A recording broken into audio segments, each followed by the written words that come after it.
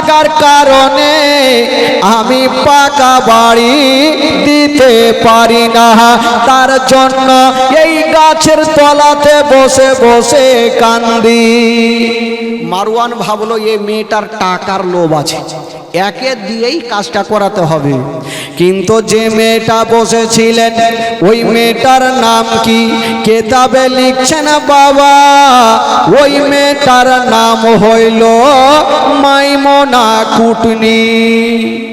কি নাম বললাম?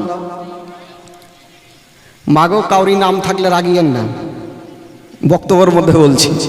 মাইমুনা কুটনি গাছের তলাতে বসে আছেন। তো মারওয়ান বলছে মাগো, আচ্ছা তুমি কাঁদছো তো বুঝলাম, আচ্ছা তুমি কি টাকাওয়ালি হতে চাও? মেয়েটা বলছেন পেলে আবার কে ছাড়বে। মারওয়ান বলছেন মা, যদি তুমি একটা কাজ করে দিতে পারো তবে তোমাকে এত টাকা দেব, সারা জীবন বসে বসে খাবে, তোমার টাকা খতম হবে না। আরে বাবা কাজ করতে হবে, কি কাজ করতে হবে আগে বলো।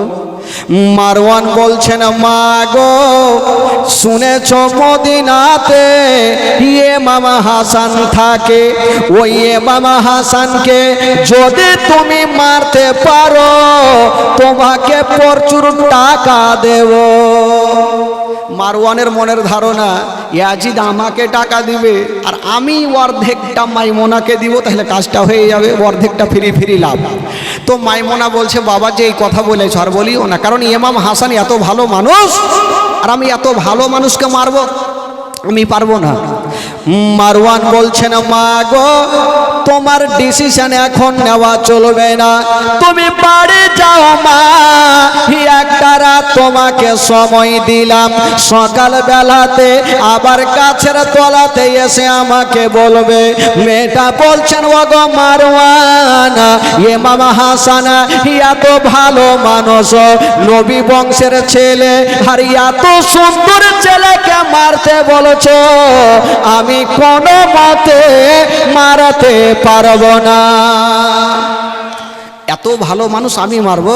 তবু আমি চিন্তা ভাবনা করব বাড়িতে গিয়ে।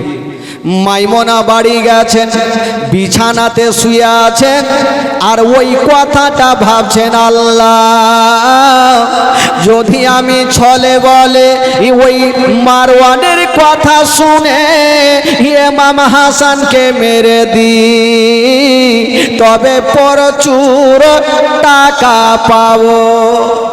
যাই হবে হোক না কেন একবার ট্রাই তো করে দেখি। ইমাম হাসানকে মারার জন্য সকাল বেলাতে গাছের তলাতে বসে আছেন।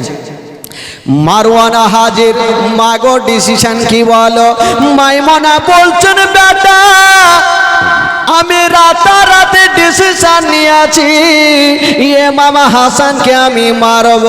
বাবা গো, মারওয়ান বলছেন মা গো, যখন তুমি ইমাম হাসানকে মারবে তবে তুমি তৈরি হয়ে যাও। মাইমুনা চিন্তা করছে এত ভালো মানুষকে মারব, কিন্তু মারার আগে ইমাম হাসানের বিবির সঙ্গে একটা সম্পর্ক করতে হবে। যদি আমি কাউকে মারি সম্পর্ক তৈরি না করলে মারা যাবে না, কারণ বন্ধু বন্ধুকেই তো মারে। দেখবেন বাড়ির লোক যদি না থাকে তাহলে চুরি কম হয়। তো মাইমুনা চিন্তা ভাবনা করছে, ঘোরাঘুরি করছে ইমাম হাসানের বাড়ির পাশে কি করে মারা যাবে। তো ইমাম হাসানের বিবি জায়েদা উনি কিন্তু বাড়িতে আছেন। মাইমুনা কুটনি দেখলেন ইমাম হাসান বাড়ি থেকে যেমনই বাইরে গেল, আর এই জায়েদা কি বলে, মাইমুনা জায়েদা বলে ঘরে ঢুকে গেল। জায়েদা ইমাম হাসানের বিবি, ও কিন্তু আর চিনহে না। কেন জানেন? এই কারণে চিনহে না, ওই মেয়েটাকে কখনো দেখেইনি। জিজ্ঞাসা করছেন বহিন তুমি কে বলো?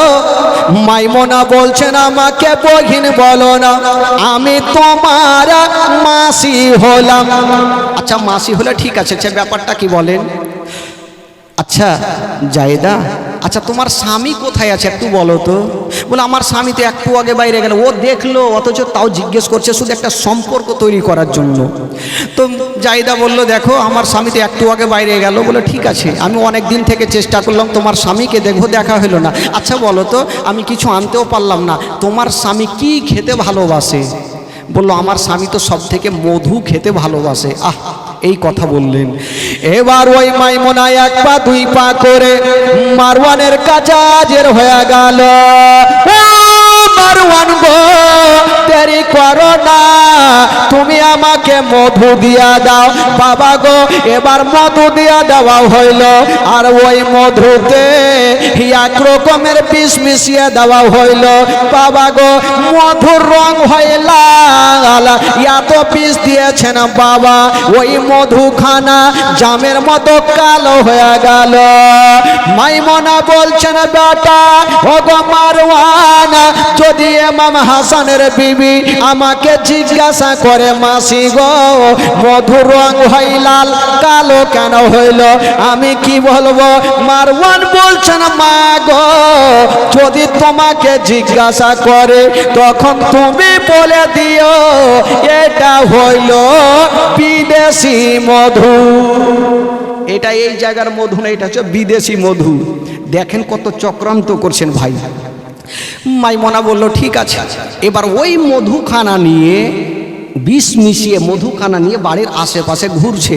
ইমাম হাসান যখনই বের হবে আমি ঘরে ঢুকে যাব। যেমনই ইমাম হাসান বাইরে গেল, ওই মাইমুনা আবার ঘরে ঢুকে গেল। বলছেন বেটি রে ও জায়েদা, বলো তোমার স্বামী কোথায় গেল? বলছেন মাসি গো আমার স্বামী একটু বাইরে গেল। মাইমুনা বলছেন আহারে আমার ভাগ্য ছাড়া ভাগ্য নাই, কত চেষ্টা করলাম তোমার স্বামীর সঙ্গে দেখা করব, দেখা হলো না। যাকে দেখা হলো না, যে মধুখানা দিলাম তোমার স্বামীকে দিয়ে দিও। জায়েদার মনের মধ্যে কোনো ময়লা মাটি ছিল না, ওই মধুখানা নিয়া যেন বাবা ঘরের মধ্যে রেখে দিয়েছেন। যেমনই ঘরে রেখেছেন বাবা, ওই দিকে সন্ধ্যার টাইমে ইমাম হাসান এক পা দুই পা করে বাড়ি ঢুকেছেন বাবা। যেমনই বাড়ি ঢুকেছেন মা বলছেন বিবি রে আমাকে কিছু খাবার দিয়ে দাও। জায়েদা ভাবছেন আল্লাহ জানি না আমার বাড়িতে খাবার নাই, তবে মাসি যে মধুখানা দিয়েছে ওই মধুখানা দিয়ে দি। বাবা গো, ওই মধুখানা নিয়া ইমাম হাসানের সামনে দিয়েছেন বাবা। যেমন ইমাম হাসান বিসমিল্লাহ বলে আঙুলে মধু লাগায়া যেমনই পেটে গিয়েছেন বাবা, যেমনই খেয়েছেন বন্ধুরা, যেমনই মধু খেতে নাই কলেজা যেন জ্বলতে আরম্ভ করেছেন, দাঁড়িয়ে থাকতে পারে না।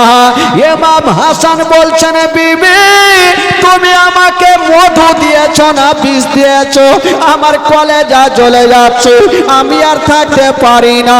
বিবি বলছেন স্বামী গো আমি জানি না, মাসি দিয়ে গেছে তাই আপনার সামনে হাজির করেছি। বলছেন বিবি রে আমার কলেজা জ্বলে যাচ্ছে, আমার কলেজা শান্তি পাই না। ও যুবকেরা, ইমাম হাসান বলছেন বিবি রে দেরি করো না, তাড়াতাড়ি করে আমাকে নিয়ে চলো। বলছেন কোথায়? বলে আমার নানার রওজাতে নিয়ে চলো।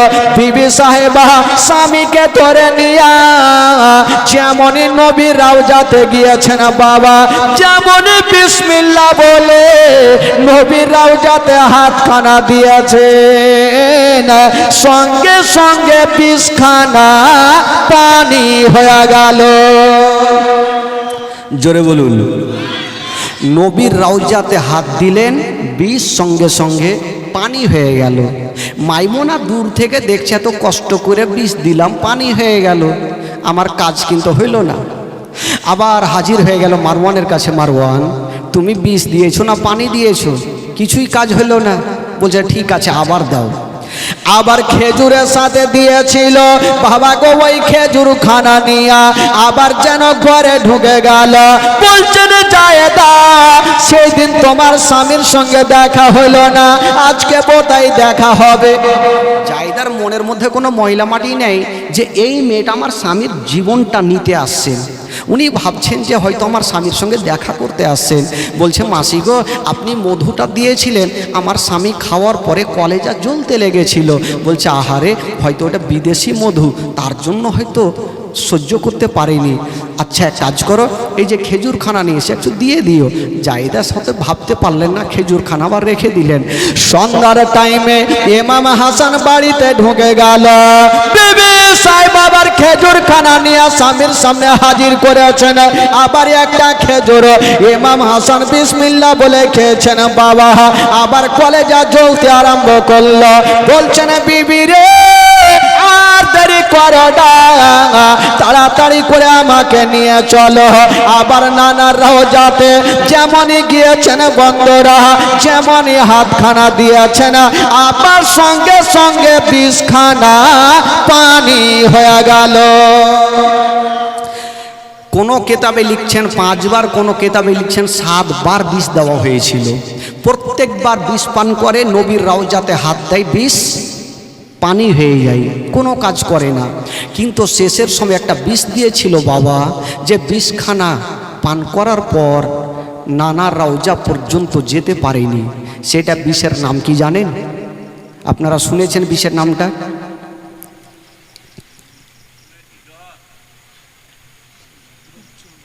হীরক চূর্ণ জহর, হীরার গুঁড়া। দেখবেন আপনাদের এলাকায় কাঁচের দোকান আছে, আছে তো কাঁচের দোকান? দেখবেন কাঁচকে কোনো আড়ি নিয়ে, কোনো হ্যাকশো নিয়ে কাটা হয় না, একটা রুল এইভাবে টেনে দেয়, ফেড়ে যায়। ওই যে রুলের আগালে হীরা লাগা আছে, তো কাঁচ পর্যন্ত যদি ফেড়ে দিতে পারে, ওই হীরা যদি প্যাটে যায় তাহলে অবস্থা কি হতে পারে? হীরার গুঁড়া কেটা দিয়েছিল, কিভাবে দিল বিষটা? আসুন বেরাদার, শুনুন বক্তব্যের মধ্যে। একটা লোককে যদি 5 থেকে 7 বার বিষ দেওয়া হয়, এমনিতে ভিতরটা শেষ হয়ে যায় ভাই, অসুস্থ হয়ে বিছানাতে পড়ে গেছে। আহ, ইমাম হাসানের বিবি বলছেন আল্লাহ জানি না, আমার স্বামীর মনটা ভালো নয় আল্লাহ, তাই আমারও মনটা ভালো নেই। ইমাম হাসানের বিবি চিন্তা করছেন আল্লাহ, আজকে রাত্রি বেলাতে আমি আর বাড়িতে থাকবো না, কোথায় যাবেন? ইমাম হাসানের বিবি ভাবছেন আল্লাহ গো, আজকে যাব আমার নানার রওজাতে, একটু দোয়া করব আমার আল্লাহ তাআলা যেন আমার স্বামীকে সুস্থ করে দেয়। ইমাম হাসানের বিবি যখন বাড়ি থেকে যাবেন বন্ধুরা, চিন্তা করছেন যদি আমার নানার রওজাতে আমি যাই, তবে আমার স্বামীর কাছে কে থাকবে জানি না, দুশ্মন চতুর্দিকে ঘুরছে। বিবির মনে সন্দেহ হয়ে গেল, জানি না যদি আমার স্বামীকে কিছু হয়ে যায়, আমার সারাটা জীবন অন্ধকার হয়ে যাবে। মা গো, যার স্বামী জগতে বেঁচে নেই মা, তার দুনিয়াতে কিছুই নাই মা। ইমাম হাসানের বিবি আবুল কাসিমের মা বলছেন, ডাক দিচ্ছেন বহিন জাইনাবকে, ওরে বহিন জাইনাব, তোমার ভাইয়ের পাশে তুমি আজকে রাত্রে বেলাতে থাকো, পাহারা দাও, আমি বাড়িতে সব খাবার রেখে গেলাম, যেটা খাবার চাইবে তুমি সেটাই দিয়ে দিও, হুজুরকে কোনো কষ্ট দিও না। জাইনাব বলেছিলেন, ভাবি সাহেবা তুমি চিন্তা করো না, তুমি যেখানে যাচ্ছ যাও, হুজুর থাকলো আর আমি থাকলাম, আমার ভাইয়াকে আমি কোনো মতে কোনো কষ্ট দিব না। এইদিকে ইমাম হাসানের বিবি, ওই ওই ওই চুপ, এইদিকে ইমাম হাসানের বিবি নিজের স্বামীর জন্য কাঁদতে কাঁদতে নবীর রওজাতে গিয়ে পড়ে গেছেন বাবা, হাতখানা দিয়েছেন আর বলছেন, নানা নানা গো, আজকে আমার স্বামীর মনটা ভালো নেই, তাই নানা গো আপনার বস্তা দিয়ে বলি, আমার আল্লাহ যেন আমার স্বামীকে ভালো করে দেয়। স্বামীর জন্য নানার রওজাতে কাঁদছে, আর ওইদিকে ইমাম হাসান অন্ধকারে বিছানায় শুয়ে গেছে, ঘুমটা চলে এসছেন। পার্শ্বে জাইনাব দেখছেন হুজুর যখন ঘুমিয়ে গেছে, আমি আর জেগে থাকবো না, জাইনাব পার্শ্বে ঘুমিয়ে গেছেন। যেমনই ঘুমিয়ে গেছেন মা, ওই রাত্রি সমাতে নবীর দুশমন হীরের গুঁড়া নিয়া, হীরক চূর্ণ জোহর নিয়া বাবা ঘরে ঢুকে গেল। যেমনই নবীর দুশ্মন হীরার গুঁড়া নিয়ে ঢুকেছে, চতুর্দিকে তাকিয়ে দেখছেন হীরার গুঁড়াটা আমি কিসে দিব?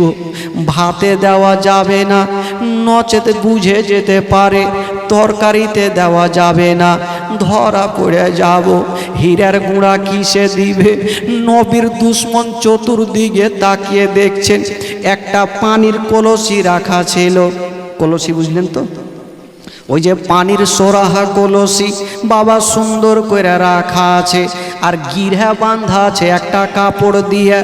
নবীর দুশ্মন ভাবছে জানি না যদি আমি গিরহাগুলা খুলে দিই হয়তো ধরা পড়ে যাব, কারণ ইমাম হাসানের বিবি যদি গিরহা গন্তি করে থাকে তবে কলসির পানি পান করবে না।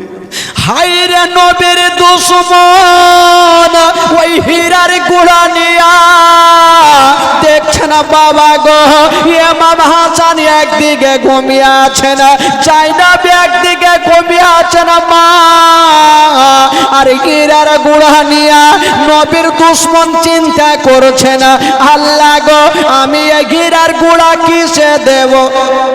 কিন্তু বেরাদার একটা মাথায় বুদ্ধি চলে আসলো। কি বুদ্ধি?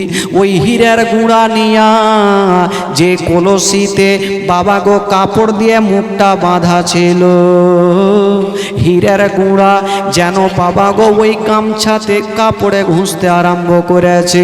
যেমনই ঘুষেছেন বাবা ধুলো ধুলো হয়ে পানিতে বাবা ওই হীরক চূর্ণ জহর মিশে গেল।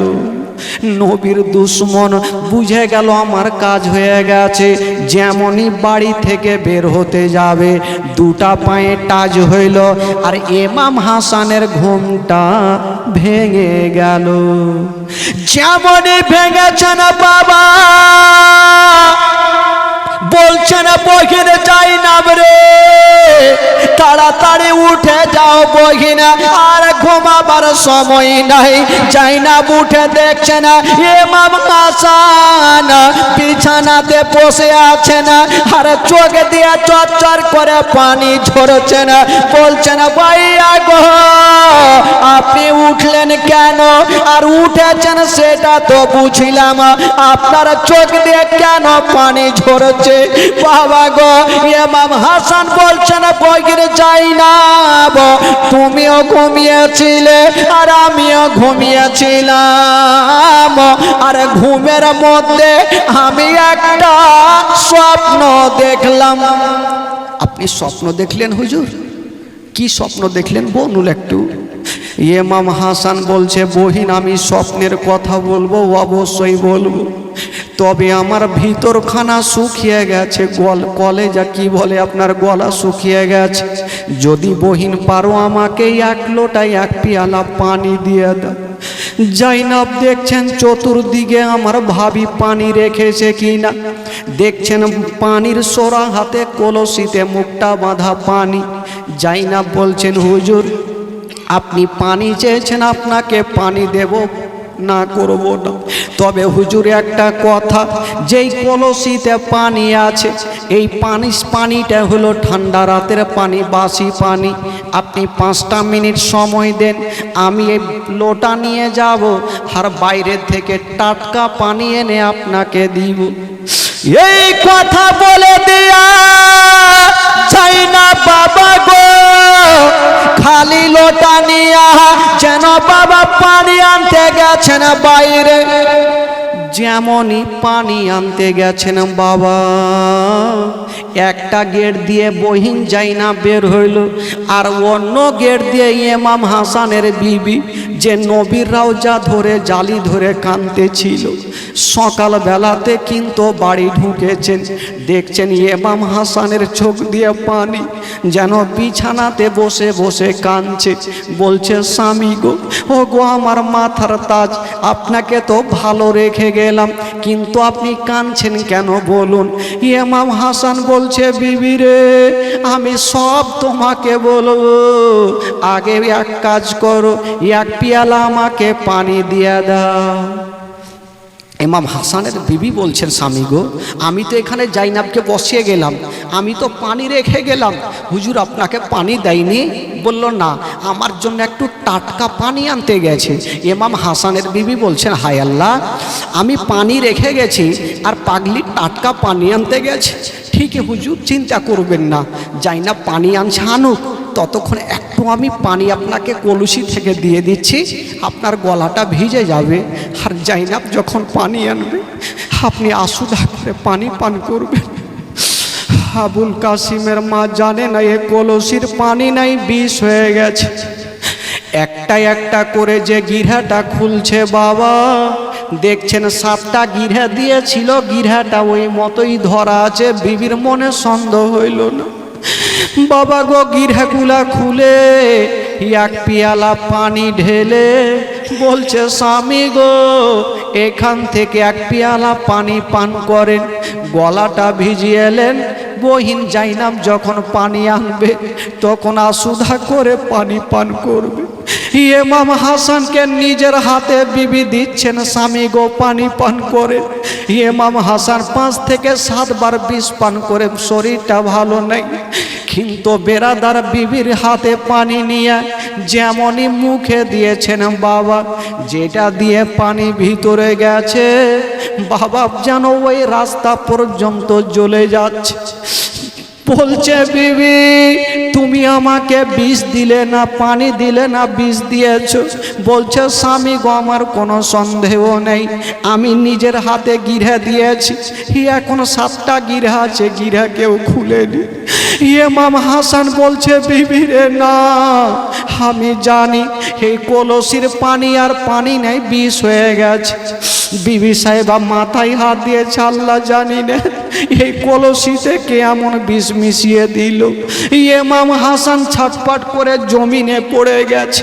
বাবা গো ছটপট করে কাঁদছে, যেই মতো একটা গরুর গলা কাটলে ছটপট করে, ইমাম হাসান যেন ছটপট করছেন। বন্ধুরা ওইদিকে জাইনাব টাটকা পানি এনে দেখছেন, ইমাম হাসান মাটিতে গড়াগড়ি করছেন। বলছেন ভাবি সাহেবা, হুজুরকে আমি ভালো দেখে গেলাম, কেন এখন কি হলো, কেন কাঁদছে? ইমাম হাসানের বিবি বলছেন জাইনাব রে, তুমিও ঘুমিয়েছিলে আর তোমার ভাইও ঘুমিয়েছিল, ওই মুহূর্তে হয়তো কেউ বিষ মিশিয়ে দিয়েছে। জাইনাব মাথায় হাত দিয়েছে, আল্লাহ আমিও জানতে পারলাম না কোন দুশ্মনে বিষ মিশিয়ে দিল। বাবা গো কথা চলছে আর ইমাম হাসান যেন বিছানাতে গড়াগড়ি দিচ্ছেন। বাবা বলছেন ও বিবি, ও বিবি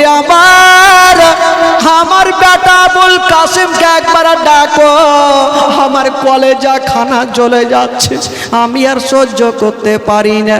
বাবা গো আবুল কাসিম চলে আসলো, বাপের হাত ধরে বলছেন আব্বা আপনার কি হয়েছে, কাঁদছেন কেন? বলছেন বেটা রে, হয়তো আমি আর জগতে থাকবো না বেটা, তোমার চাচা হোসাইনকে তাড়াতাড়ি করে ডাকো। আবুল কাসিম দৌড় দিয়ে চাচার কাছে যাচ্ছেন। বাবা এইদিকে জাইনাব দেখছেন, যখন দেখবেন কেউ বিষ পান যদি করে তবে বমি বমি ভাব লাগবে। ইমাম হাসান বমি বমি ভাব করছেন।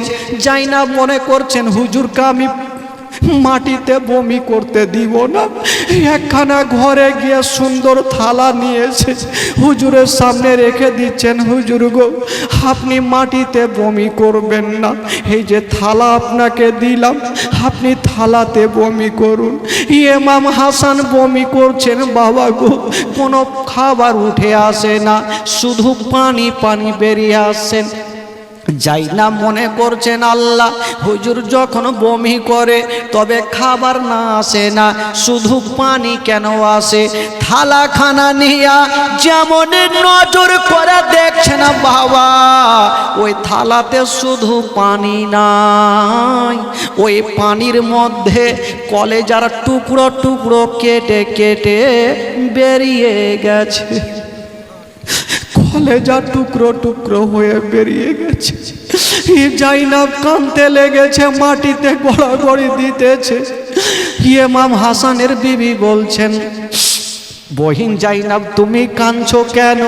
বলো ভাবি সাহেব একবার থালার দিকে দেখুন। যেমনই থালার দিকে দেখেছেন, দেখছে টুকরো টুকরো কলেজা পানিতে ভাসছে। বাবা ইমাম হাসানের বিবি কাঁদতে লেগেছে, স্বামী গো চলুন আপনাকে নিয়ে যাব নানার রওজাতে। যেমনই উঠিয়ে দাঁড়াচ্ছেন বাবা, ইমাম হাসান দাঁড়িয়ে থাকতে পারে না, জমিনে পড়ে যাচ্ছে। বলছেন বিবি আর আমি যেতে পারবো না, দুনিয়ার পানি আমার আর কপালে না, আর দুনিয়ার পানি কপালে নাই। বলছেন বিবি রে আমার আবুল কাসিম কেন আসে না? আমার বেটাকে একবার ধরবো, আমার বেটার কপালে একবার চুমা দিব। আবুল কাসিমকে বলছেন ইমাম হোসেনকে, চাচা তাড়াতাড়ি চলুন, আমার আব্বার অবস্থা ভালো নেই। ইমাম হোসেন শুনতে নেই, বাবা গো দৌড় দিয়ে চলে আসলেন। এসে দেখছেন ইমাম হাসান যেন মাটিতে কাটা মুরগির মতো ছটফট করছে। বলছেন দাদা গো কি হয়েছে? ইমাম হাসানকে তুলে বুকখানে লাগিয়েছে। দাদা কে আপনার এই অবস্থা করেছে বলুন? বলছে ভাই হোসেন রে, আমি এই কলসির পানি পান করে ভাই আমার কলেজা খানা জ্বলে গেছে। ইমাম হোসেন বলছেন দাদা তুমি যখন কলসির পানি পান করেছো দাদা আমিও কলসির পানি পান করব। ইমাম হোসেন ওই বাবা গো কলসি খানা নিয়ে যেমনই পানি পান করতে যাবে, ইমাম হাসান দেখছে যদি আমার ভাই হোসেনও পানি পান করে নেয়, আমার ভাই হোসেনও জিন্দা থাকবে না। ইমাম হাসান উঠে গেল, হাতে একটা বাড়ি মেরেছেন বাবা। যেমনই বাড়ি দিয়েছেন বন্ধুরা, কলসিখানা মাটিতে পড়ে গেল, কলসিখানা ফেটে গেছে, আর ওই কলসির পানি মাটিতে পড়েছে। খোদার কসম ওই পানি যত দূর পর্যন্ত মাটিতে পড়েছে গো, ওই মাটি পর্যন্ত জ্বলে গেছে। বলুন বাবা গো, ওই পানি যদি মাটিকে জ্বলিয়ে দিতে পারে, যদি পেটে যায় তাহলে অবস্থা কি হতে পারে? ইমাম হোসেন বলছে দাদা গো একবার বলো এত বড় কাজটা কে করেছে বলো? ইমাম হাসান বলছেন ভাই হোসেন আমি যদি তোমাকে বলে দিই তবে তুমি কি করবে? ইমাম হোসেন বলেছিল দাদা গো যদি আমাকে বলে দাও আমি তাকে জিন্দা জবাই করে দিব। ইমাম হাসান বলছে ভাই রে আমি বলবো না, আমি পিছন থেকে তাকে ডেকেছি, যদি এখন তার নাম বলে দিই তবে তুমি তাকে জিন্দা রাখবে না, আর সে যদি না হয় তবে আমি গুনাহগার হব। ভাই রে আমি আইডিয়াতে কথা বলবো না, তবে ভাই রে ওরে আমার ছোট ভাই আমাকে যে বেশ দিয়েছে ভাই আমি তাকে মাফ করে দিয়েছি। ভাই আমাকে যে বিষ দিয়েছে ভাই আমি তাকে ক্ষমা করে দিয়েছি, আল্লাহ তার বিচার করবে। এই কথা বলতে নাই আবুল কাসিম দূরে দাঁড়িয়ে দাঁড়িয়ে বাপের দিকে দেখছেন আমার আব্বা ছটপট করছে। আব্বার হাতখানা ধরে বলছে আব্বা গো আপনি কাঁদছেন কেন? বেটার হাতখানা ধরে ভাই ইমাম হোসেনের হাতে সঁপে দিচ্ছেন আর বলছেন বেটা আবুল কাসিম রে এই যে তোমার চাচার কাছে তোমাকে রেখে গেলাম, বেটা রে তোমার চাচা পারমিশন ছাড়া তুমি কোনো কাজ করবে না বেটা, তবে একটা কথা শোনো যদি কোনো পরীক্ষা দিতে হয় তবে বেটা একটা কথা শুনে রাখো তোমার চাচাকে পাঠাবে না, তার আগে তুমি নিজের গর্দানকে কাটিয়ে দিও। বেটা তোমার চাচা যদি কোনোদিন বিপদে পড়ে যায়, তবে তোমার চাচাকে তুমি বিপদে ফেলিও না। যদি বাপ কোনো বেটাকে এই মতো নসিহাত করে যায়, বুঝিয়ে যায়, বলুন বেটার অবস্থা কি হতে পারে। আবুল কাসিমকে বাবা গো এই একটা তাবিজ দিচ্ছেন আর বলছেন, বেটারে এই যে তোমাকে তাবিজটা দিলাম, তুমি আজকে খুলে দেখিও না, যদি কোনোদিন কোনো বিপদে পড়ে যাও তবে সেই দিন তুমি খুলবে। বাবা গো এই কথা বলে দিয়া ইমাম হাসান আস্তে আস্তে অসুস্থ হয়ে বিছানায় শুয়ে যাচ্ছেন। বিষের জ্বালা সহ্য করতে পারে না। ইমাম হাসান বলছেন, ভাই হোসাইন, আচ্ছা একটা কথা বলো ভাই, আমার চেহারা দেখে তোমার কেমন মনে হয়? ইমাম হোসাইন কাঁদছেন আর বলছেন, দাদা গো কেমন তোমার চেহারা লাগে এখনই বলুন। একটু গাছের দিকে তাকাচ্ছেন, ভাইয়ের চেহারার দিকে তাকাচ্ছেন, বলছেন, দাদা গো আপনার চেহারা গাছের পাতা যেমন সবুজ, আপনার চেহারা সবুজ হয়ে গেছে। ইমাম হাসান বলছে, ভাই হোসেন রে তবে বুঝে নাও ভাই, আমার চেহারা যখন সবুজ হয়ে গেছে তবে আমার মরণ কাছিয়ে গেছে। আমার নানা বলেছে যেদিন আমার বড় নাতি হাসানকে বিষ পান করাবে সেই দিন যেন সমস্ত চেহারা সবুজ হবে, সেই দিন আমার নাতির ইন্তিকাল হবে। ভাই হোসেন রে আমার ইন্তিকাল হয়ে যাবে ভাই, তবে শেষের সময় তোমাকে একটা কথা বলি। হায় রে ইমাম হাসান, ভাই হোসেনকে বুক কানে জড়িয়ে ধরে যেন চর্চার করে কাঁদছে না বন্ধুরা, আর বলছে না, ভাই হোসেন রে আমি তোমার সঙ্গে অনেক দিন থাকলাম, তবে ভাই যদি কোনো দিন কোনো কথা বলে থাকি আমাকে বড় ভাই বলে ক্ষমা করে দিই। ইমাম হোসেন কাঁদছে আর বলছে, দাদা গো এটা কেমন কথা বলছে, আপনি আমার কাছে ক্ষমা চাইবেন না, আপনি আমাকে ক্ষমা করে দেন, কারণ আপনাকে এমন দুশ্মনে বিষ মিশিয়ে পানি খাওয়ালো আমি তাকে ধরতেও পারলাম না। ইমাম হাসান একবার ওপরের দিকে নজর করেছে, আর যেমনই নিচে নজর করেছে চোখটা বন্ধ হয়ে গেল, দুনিয়া থেকে বিদায় নিয়ে চলে গেল। সকলে পড়ুন, ইন্না লিল্লাহি ওয়া ইন্না ইলাইহি রাজিউন। আল্লাহুম্মা সাল্লি আলা মাওলানা মুহাম্মদ ওয়া আলা আলি সাইয়্যিদিনা মাওলানা মুহাম্মদ সাল্লাল্লাহু তাআলা আলাইহি ওয়াসাল্লাম। ইমাম হাসান দুনিয়া ছেড়ে চলে গেলেন। বাবা গো ইমাম হাসান যখন চলে গেলেন ইয়াজিদ কিন্তু প্রচুর খুশি, কারণ জানেন পথের কাঁটা কিন্তু উঠে গেছে।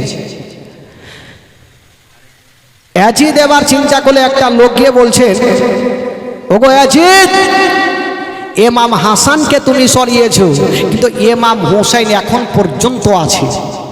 ওই ইমাম হোসেন একদিন ভাইয়ের বদলা নিবে, তুমি এক কাজ করো, ইমাম হোসেনকে তুমি মুরিদ করো। খবর দেওয়া হলে ইমাম হোসেনকে, ওগো মা ফাতেমার বেটা হোসেন, তুমি যদি ভালো চাও ইয়াজিদের হাতে হাত দিয়ে মুরিদ হয়ে যাও। ইমাম হোসেন তখন বলল যে ঠিক আছে, যখন তোমরা বলছো আমাকে একটা রাত সময় দাও, সকাল যখন হবে আমি উত্তর দিয়ে দেব। রাত্রিবেলাতে ইমাম হোসেন চিন্তা করছেন, আমি ইয়াজিদের হাতে হাত দিয়ে মুরিদ হব না, গোলামানে मुस्तफा जान देने से नहीं डरते, सर कट जाए या रही जाए कोई परवाह नहीं करते। जोरे बोलून, আমি জান দিয়ে দেব, জীবন দিয়ে দেব, কিন্তু আমি ঈমান যেতে দিব না। ইমাম হোসেন চিন্তা করলেন, যদি আমি ইয়াজিদের হাতে হাত দিয়ে মুরিদ না হই তবে যুদ্ধ শুরু হয়ে যাবে, আর যখন যুদ্ধ চলবে তো কত নামাজি ভালো মানুষেরা কাটা পড়বে। তাছাড়া আমার নানা রওজা ভেঙে দিতে পারেন না, আমি আর থাকবো না, সকালবেলাতে আমি এই মদিনা থেকে মক্কানগর চলে যাব। রাত্রিবেলাতে ইমাম হোসেন কাঁদতে কাঁদতে বলছেন ওরে আমার আহালিয়ারা তোমরা সামানপত্র বেঁধে নাও বেটা। এইদিকে সবাই সামান বাঁধছেন আর ইমাম হোসেন নানারাও যাতে পৌঁছে গেছেন বাবা। বলছেন নানা গো ও গো নানা আজকে আমি তোমার নাতি হোসেন নানা আমি আর মদিনাতে থাকতে পাবো না।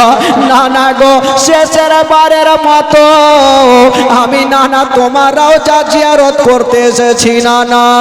নানা গো আপনি এসেছিলেন মক্কা থেকে মদিনা আর আমি যাব গো নানা এ মদিনা থেকে মক্কা।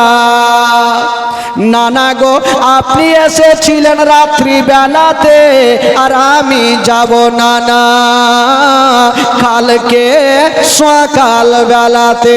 নানা গো আপনি এসেছিলেন আমার বাবাকে সাথে নিয়ে আর আমি যাব গো নানা আমার 22 বছরের বেটা জয়নাল আবেদিনকে নিয়ে।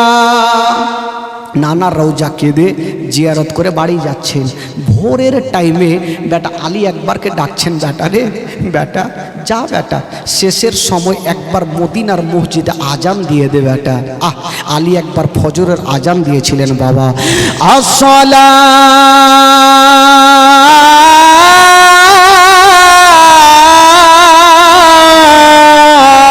তো খায়রুম মিনান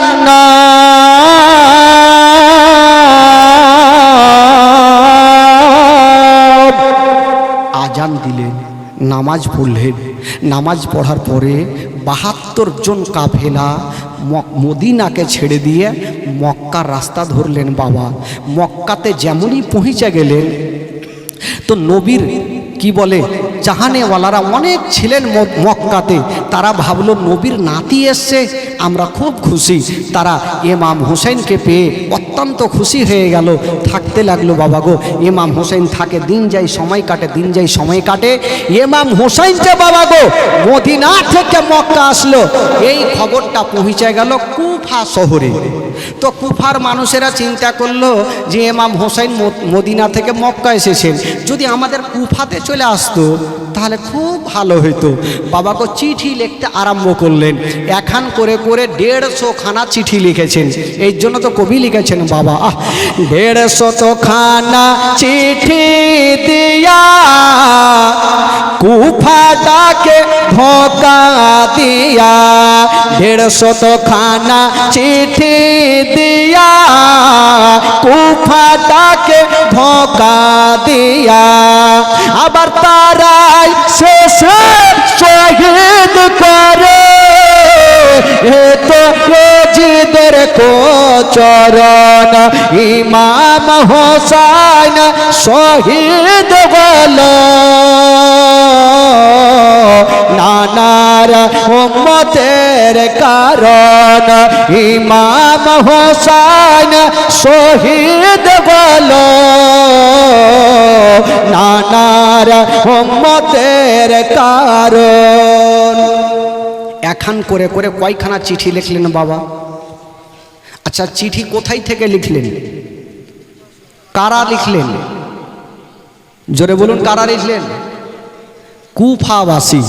আচ্ছা কুফার মানুষ কি ভালো ছিল ভাই? একটু বলুন, হ্যাঁ হু করুন। কুফার মানুষেরা গাদ্দার, বেওয়াফা। তারা ইমাম হোসেনকে চিঠি লিখেছেন একখান করে করে 150 খানা। আর ইমাম হোসেন চিঠি গেলা ফেলেন না, একটা একটা করে পড়ছেন আর পকেটে জমা রাখছেন। যখন 150 খানা চিঠি ইমাম হোসেন দেখেছেন তো আহালিয়াদেরকে সবাইকে ডাকলেন। ডেকে বলছেন ওরে আমার আহালিয়ারা